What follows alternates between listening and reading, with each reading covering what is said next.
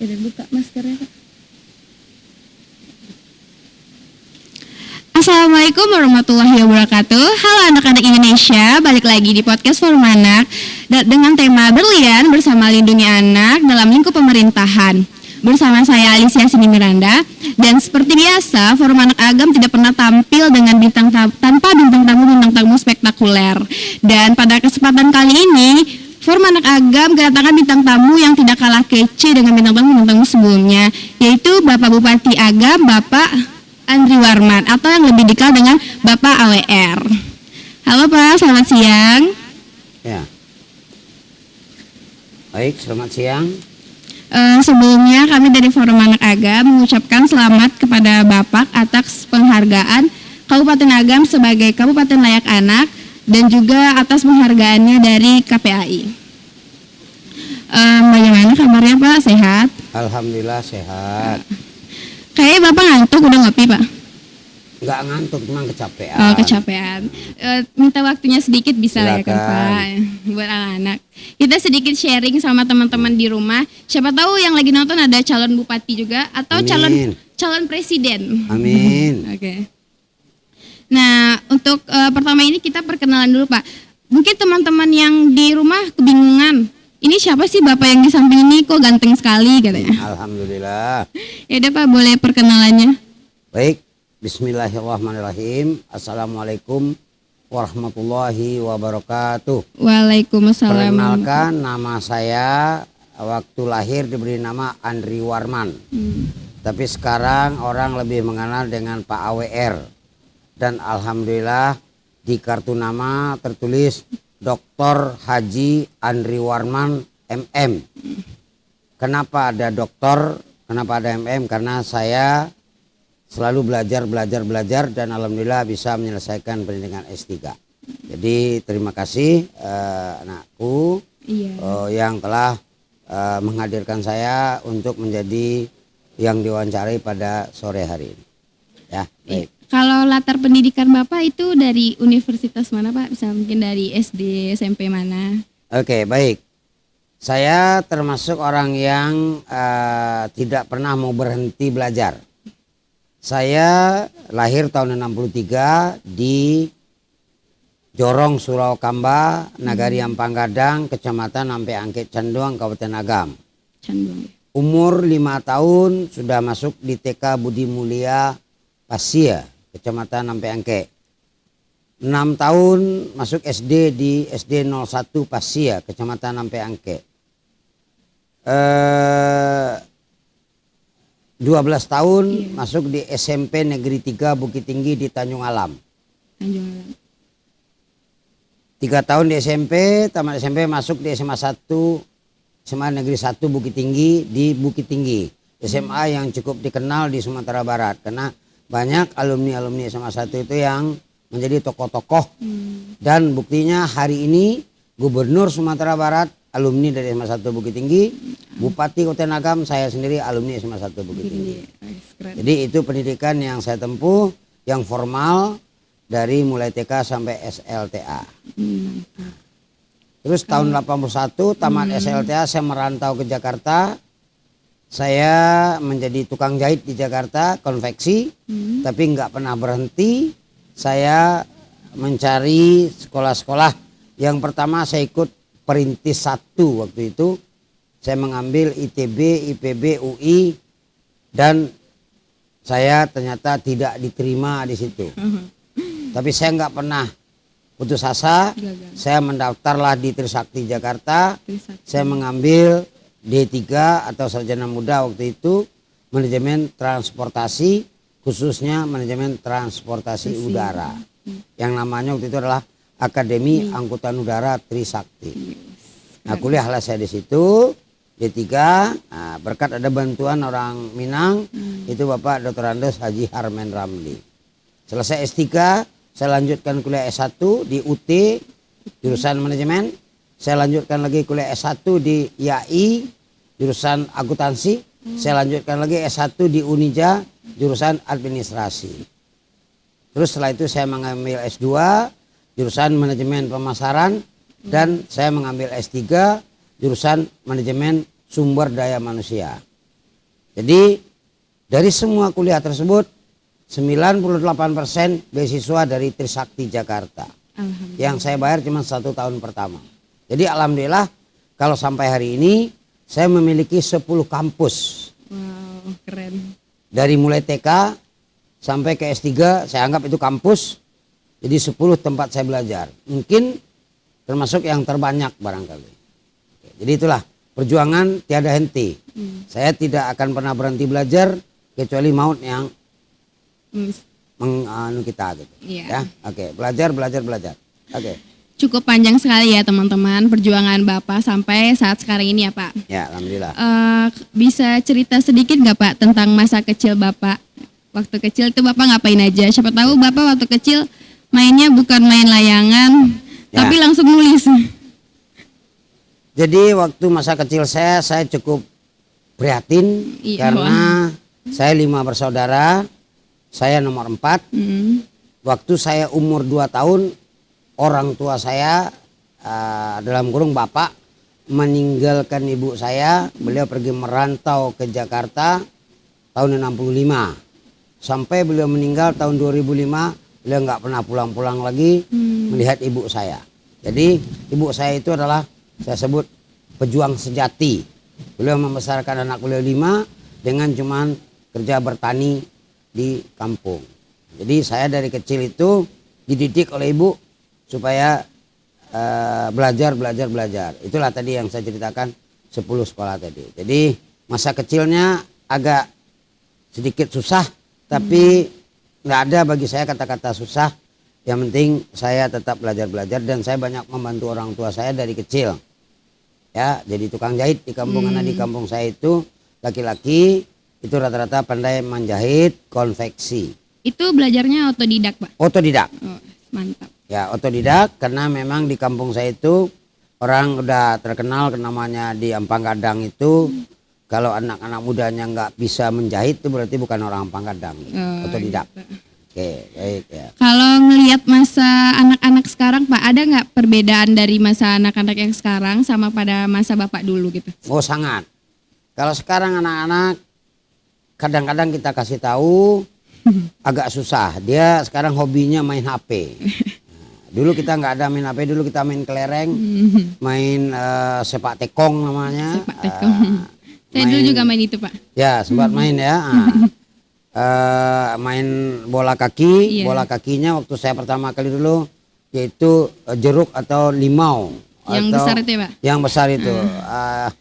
Saya juga. Apa namanya jeruk Bali ya kalau Iya. di sini jeruk Bali mungkin. Nah itu dulu bola kita. Tapi ya tetap kita seperti anak-anak yang lain ceria, aktif di kampung, ikut mengaji, ikut khatam Al-Quran dan lain-lain. Jadi saya boleh katakan seluruh kegiatan anak-anak saya ikuti. Ya, jadi orang yang memang dari kecil saya itu udah termasuk yang agak tagih dan sedikit-sedikit nakal. Iya. Berarti anak zaman sekarang lebih banyak ke HP ya Pak? Lebih banyak ke HP Soalnya mereka, iya. Kalau dikasih tahu seperti itu jawabannya itu kan dulu Pak. Sekarang mana ada lagi kayak gitu. Karena udah tuntutan Ya. Pak. Apalagi masa COVID sekarang ini. Iya betul. Pasti alasannya belajar ya. Belajar kadang-kadang ibunya yang belajar. Oke. Nah, menurut Bapak sendiri apa tantangan terbesar anak-anak zaman sekarang dibanding Bapak dulu? Kalau Bapak dulu kan yang kayak Bapak cerita tadi. Kalau zaman sekarang itu apa Ya. sih Pak menurut Bapak tantangan paling berat gitu? Jadi tantangan anak sekarang memang kita juga tidak boleh lupa dengan teknologi. Sekarang ini kan semua udah serba teknologi. Jadi saya melihat anak-anak khususnya di kampung halaman, karena saya kan lama hidup di Jakarta. Iya. Memang yang pertama harus kita tanamkan dulu moral, akhlak. Karena kita di Minang ini adat basani sara basani kitabullah. Iya, betul. Jadi jangan sampai kita anak-anak ini enggak kita didik secara agama dari kecil. Itulah salah satu program saya ke depan akan memperbanyak rumah-rumah tahfiz di Kabupaten Agam. Amin. Jadi pendidikan agama itu nomor 1 bagi kita karena di Minangkabau itu adalah hal yang sangat-sangat mutlak karena kita mungkin bisa dinyatakan 100% orang Minangkabau ini Muslim. Ya, oke. Kalau sama adik-adik Bapak dekat nggak hubungannya? Maksudnya saudara. sama anak Bapak. Oh, sangat-sangat dekat. Sangat dekat. Gimana sih Bapak cara membagi waktunya? Bapak kan sibuk nih, Ya. tadi baru balik dari Padang, Ya, terus betul. kadang ke Pekanbaru, ke Ya. Jakarta. Gimana sih Bapak membagi waktu antara karir, keluarga, dan anak? Ya. Jadi memang itu agak berat memang, tapi kita enjoy aja. Kita selalu menghubungi anak-anak, menelepon, memberikan motivasi, memberikan katakanlah semacam semangat. Biarpun bapak jauh, bapak sibuk dengan yang lain, tapi anak-anak tetap harus berkarya atau tetap melaksanakan tugasnya sebagai anak-anak. Nah, kalau Jadi anak-anak itu nggak boleh berhenti kalau di istilah di bapak. kalau sekarang adik-adik gimana Pak? Saya adik-adik maksudnya anak saya kan. Iya. Saya punya anak 5. Iya. Yang nomor 1, nomor 2, nomor 3 sudah sarjana. Yang nomor 4, nomor 5 masih SD karena saya nikah dulu tahun 80-an, punya anak 3, terus 2009 bercerai dan nikah lagi 2011. Iya. Nah, dari nikah yang 2011 ini punya anak 2, sekarang kelas 3 SD dan kelas 2 SD. Iya, soalnya kemarin wawancara sama ibu ada foto adik 2. Iya, betul, karena ibu itu saya nikahi tahun 2011. Makanya saya bilang adik-adik. Ya, Ternyata juga adik, ada ya. abang kakaknya ya. Ya, ada kakaknya. Mohon maaf Sekarang ya, kebetulan Pak. ada satu di sini. Oh ada. Ada adik di sini. Oke. Menurut Bapak bagaimana sih pandangan Bapak? Kalau Bapak kan dulu tuh berjuang sekali kalau Ya. untuk sekolah. Menurut Bapak gimana sih tentang anak-anak yang tidak mau melanjutkan sekolah? Kalau ada anak-anak yang nggak mau melanjut sekolah, kita tentu harus kasih tahu kepada orang tuanya. Kita harus didik dan kalau terkendala dengan biaya kita carikan solusinya. Tapi kalau dari hati dia yang nggak mau sekolah, itu memang kita agak susah mengendalikannya. Tapi saya yakin optimis kita harus lakukan pendekatan secara persuasif pada anak-anak supaya dia sekolah. Termasuk saya mempunyai anak asuh, anak angkat yang sekarang tinggal dengan saya. Dia dari Nagari Pasialaweh, Jorong Pasialaweh. Saya ketemu dengan dia tahun 2020 kemarin. Dia udah umur 17 tahun, tapi baru tamat SD. Saya merasa prihatin. Akhirnya saya ajak dia menjadi anak saya dan sekarang tinggal di rumah saya dan udah masuk ke kakak saya. Dan sekarang saya sekolahkan dia di paket B di daerah Gadui, Tilatang Kamang. Jadi bagi saya nggak ada ilmu itu yang tidak bisa jika kita mau. Jadi kalau di Agam sendiri tuh Pak ada program khusus ya untuk anak putus sekolah? Atau Ya. cuman yang Bapak lihat aja gitu? Jadi gini, kami sudah merencanakan dengan Dinas Pendidikan, sedang mendata, mengkaji, mencari informasi-informasi ke kampung-kampung, dan saya membentuk yang namanya tenaga ahli. Nanti tenaga ahli itulah yang akan melakukan evaluasi, juga dengan Basnas. Kita inginnya itu nggak ada masyarakat di Kota Agam ini yang tidak sekolah. Nggak ada yang tidak sekolah, harus sekolah. Iya. Nah, tentu kita cari datanya dulu ke kampung-kampung karena Agam ini sangat luas. Nah, itu insya Allah nanti kita carikan solusinya. Kalau dia memang usia sekolah masih normal, kita masukkan dia ke sekolah-sekolah yang di dekat-dekat rumah dia. Kalau tidak, dengan usia dia udah mungkin melewati batas usia sekolah di level itu, kita masukin dia ke paket B atau paket C. Saya banyak mengunjungi daerah terpencil. Kemarin mungkin saya di Garagahan, ada anak yang tinggalnya jauh di daerah agak terpencil, nggak sekolah. Itu udah saya perintahkan kepada Dinas Pendidikan untuk disekolahkan secara gratis. Insya Allah. Ya. Kan di Agam bukan cuma anak-anak normal, juga ada tadi anak disabilitas. Ya. Nah di Agam sendiri tuh ada nggak sih program khususnya Pak buat anak-anak disabilitas? Ya, mungkin karena saya baru menjadi bupati, saya belum tahu program bupati yang lama, tapi saya merencanakan ke depan, mungkin di tahun akademik 2022, kita akan mendata anak-anak yang berkebutuhan khusus. Karena kebetulan saya ketua yayasan PAUD Istiqamah Surau Kamba, yang di situ mungkin apakah salah satunya atau cuman beberapa TK PAUD yang menerima murid disabilitas. Dan di situ ada sarana prasarana kita siapkan. Berarti udah ada rencana buat kedepannya ya Sudah Pak ada ya? rencana, karena kata kunci bagi saya tidak ada anak-anak agama ini yang tidak sekolah. Target kita dia harus tamat SLTA semua minimal. Minimal SLT. Untuk yang keperluan tinggi tahun ini kita juga merencanakan memberikan beasiswa kurang lebih 100 orang untuk perguruan tinggi dengan 3 kriteria: pinter, kurang mampu, dan anak yatim atau piatu atau anak ditinggal bapak atau ibu. Itu untuk tamatan 2021 ya Pak? 2021. Oh, tamatan sebelumnya nggak bisa ikut ya? Tamatan sebelumnya saya banyak punya anak asuh, tapi kalau diikutkan program itu mungkin nggak cukup dana dari pemerintah. Karena terbatas juga ya Karena Pak? terbatas. Nah, menurut Bapak sendiri memenuhi hak anak itu penting nggak Pak? Penting. Penting. Karena hak anak itu adalah sama juga hak kita sebagai orang tua, hak kita sebagai suami, hak kita sebagai istri. Hak anak itu kita usahakan semaksimal mungkin. Nah, tinggal barangkali yang perlu kita sikapi, kan tidak semua orang tua punya kemampuan yang sama. Iya betul. Nah, tentu kita harus menyesuaikan. Ya kalau orang tuanya mampu ya gak apa-apa, kalau nggak mampu nanti pemerintah yang akan mencoba untuk membantu, terutama di bidang pendidikan. Ya. Karena bagi saya pendidikan itu adalah hal yang nomor 1. Kan Bapak bisa dibilang baru ya Pak? Baru 6 bulan. Iya. Menurut Bapak di agam ini hak-hak anak udah terpenuhi secara menyeluruh atau belum Pak? Mungkin menurut saya belum. Belum. Perlu kita kaji ulang lagi nanti mungkin dengan dinas-dinas terkait apa hak anak yang harus kita berikan kepada anak, terutama tentu dalam hal, sekali lagi saya nyatakan, dalam hal pendidikan, baik pendidikan di bidang agama maupun pendidikan di bidang yang sifatnya nasional atau internasional. Karena saya merencanakan ada 3 program pendidikan untuk anak-anak usia sekolah di agama ini. 1 di bidang agama, yaitu banyaknya rumah-rumah tahfiz nanti di agam. Iya. Kedua di bidang adat istiadat, bagaimana anak-anak yang usia SD, SMP, SMA ini belajar adat istiadat Minangkabau. Iya. Nah, yang ketiga anak-anak yang ingin melanjutkan ke perguruan tinggi nanti, kita akan jembatani nanti, kita akan mencoba juga nanti membuat kampung-kampung Inggris seperti di Pare, Kediri.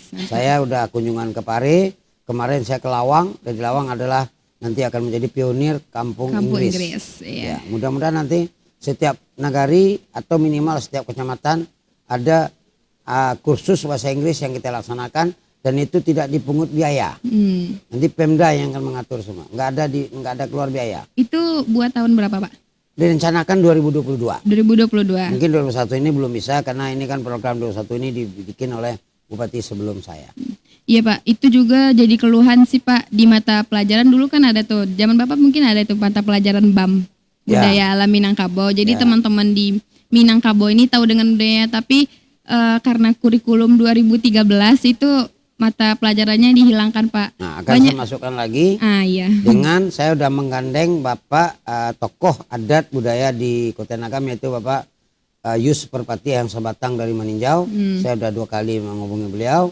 Nanti mungkin beliau akan menjadi mentor untuk anak-anak yang ingin belajar adat istiadat. Iya, soalnya banyak dari anak-anak agama ini yang nggak tahu budayanya sendiri. Betul. Termasuk saya sendiri banyak masih minim lah budaya-budaya itu Pak. Nanti kita masukkan dalam kurikulum ekstrakurikuler, tapi nanti di bawah komando Pak Camat dan Wali Nagari.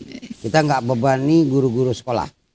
Ini program ekstrakurikuler, dan kita suruh memilih nanti anak-anak itu dia condongnya ke agama kah, condong ke adat istiadat kah, atau condong ke bahasa Inggris kah. Nah, kita kasih mereka pilihan karena nggak bisa dipaksa. Iya. Orang yang ingin belajar agama kita paksa bahasa Inggris nggak mungkin. Nggak mungkin. Dan sebalik. Soalnya budaya itu sangat penting ya Pak. Ya, betul. Biar tidak hilang tradisi demi tradisi ke depannya. Apalagi kita di Minangkabau ya. Iya, betul. Adat Pasindi Sara Pasandi kita bulah. Ya. Oke. Kan mendengar cerita Bapak tadi dari Bapak kecil. Menurut Bapak sendiri gimana pandangan Bapak tentang orang tua yang menelantarkan anaknya? Itu saya miris, saya prihatin. Makanya banyak anak-anak yang terlantar oleh orang tuanya, saya jadikan anak angkat saya. Saya punya anak angkat di agama ini mungkin ada kurang lebih 100 orang.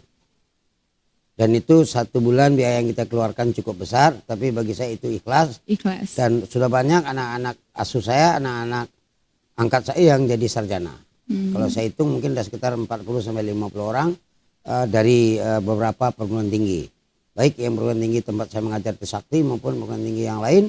Dan tahun ini saya akan meluluskan 1 anak angkat saya, anak asuh saya dari Kubang Putih Yes, ke Bang Dia Putih. namanya